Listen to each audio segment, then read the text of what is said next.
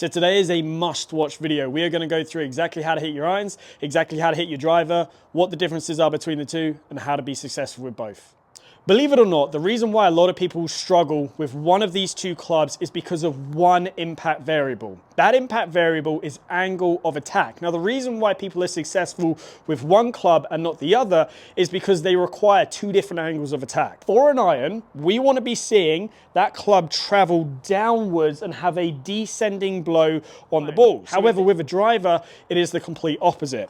We are actually going to be having an ascending blow, so we are going to be hitting up on the ball. I'm going to go through the variables we change at address and also during the swing in order to change this one crucial element, which is angle of attack. So let's start with the iron setup. Now, as we've just discussed, we know we are trying to hit the ball and then the ground, which means when you watch TV and you see those divots fly off after they've hit an iron shot, that divot is occurring after the golf ball. Now, in order to achieve this, we have to have, as we've just spoken about angle of attack, a descending blow. We have to be hitting down and through the golf ball. This allows us to take that divot after the ball. So let's keep it super simple. Let's position that ball underneath my left ear. That is far enough back to where I can hit down on it, but it's also in a good position to where I can still actively shift my weight forwards and produce a very athletic motion. Put the ball too far back, and now, yes, we are going to be hitting down on it, but if I actually shift my weight correctly, you're going to see I'm way too far ahead of the golf ball. The second thing I want you to do is just preset a tiny bit more weight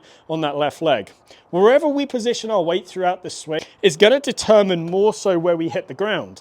If we have a little bit more weight on our left leg, that is going to promote us hitting past the golf ball, which is going to give us that beautiful ball then ground contact. The final thing that we're going to do is just add a little bit of shaft lean so we feel like our hands are ahead of the ball at address. If I add shaft lean into the shot, it's going to make it easier to hit forwards. I always tell people, try and hit forwards with your hands back. It's very hard to do that. As you can see with that, I look very unathletic and I'm not going to produce a good motion. That is going to put us in the best position to where we can hit that ball then ground contact and have a beautiful descending blow on the golf ball.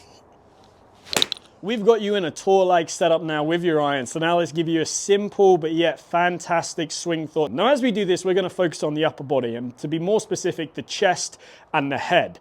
Very simple drill that I'd like you to do. Grab an alignment stick or grab a golf club and pop it in line with the golf ball. But as you set up to this ball, just do some practice swings where as you turn back in the backswing, you feel like your head stays over this alignment stick. Now, you are allowed to turn your head. In fact, I would encourage that to the point where you can start to peek out of your left eye because that's going to increase your rotation. That's a topic for another day. I don't want your head going all the way this way though, to where you can't see the ball. And I also don't want you going all the way over here.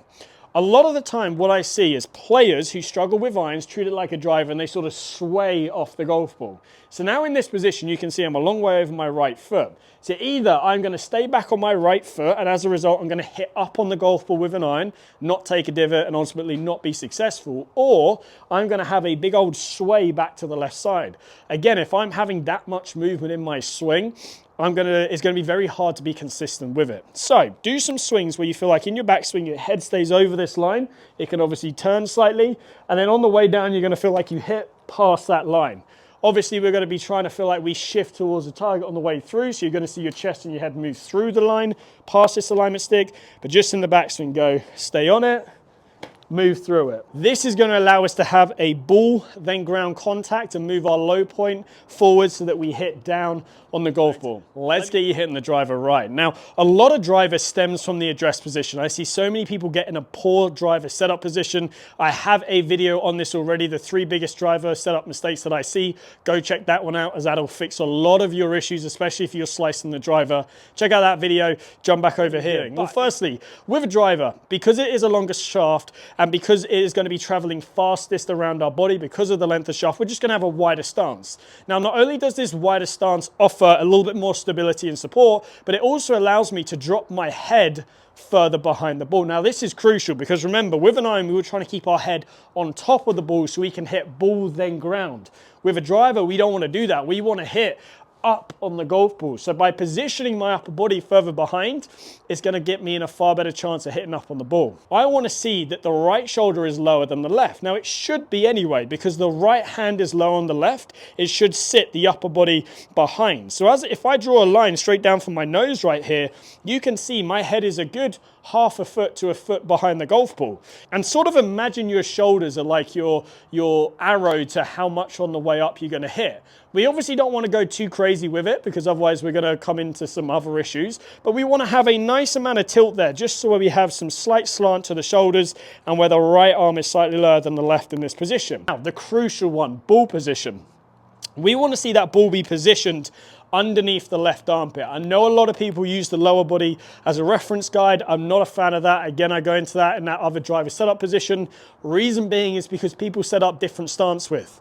Upper body is what controls angle of attack, not lower body. So if we can position our upper body behind the golf ball and have the golf ball closer to our left armpit, that means we've given ourselves enough room to hit up on the golf ball, but not to the point where the golf ball is way too far forwards to where we're going to be compromising these factors because it's just going to be way too extreme. Ball position underneath the left armpit, nice wide stance. Feel like you got a little bit of tilt there.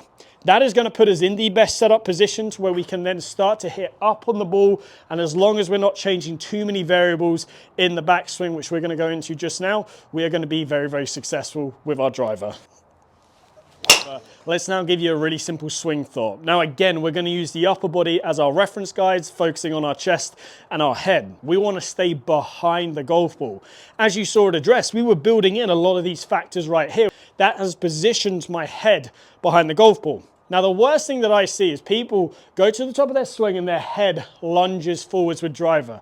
So as soon as I see my upper body go forwards, we know we're going to start to hit down on it. So we want to feel like as we turn, we can keep that upper body behind the golf ball. Now, I've got two awesome drills for you. One of them you're going to need a buddy, one of them you're not. Let's start with the one that you don't need a buddy for. Grab your driver. Place it in front of your sort of lead foot right there with your left arm fully extended and your palm on top. Do not move this around. Try and keep this as still as possible. Add in your little bit of tilt away from the target and imagine your right arm is the club right there. Now from here, what you're going to do is make a swing behind it where your head stays behind that golf club and then you underhand throw and hit your driver.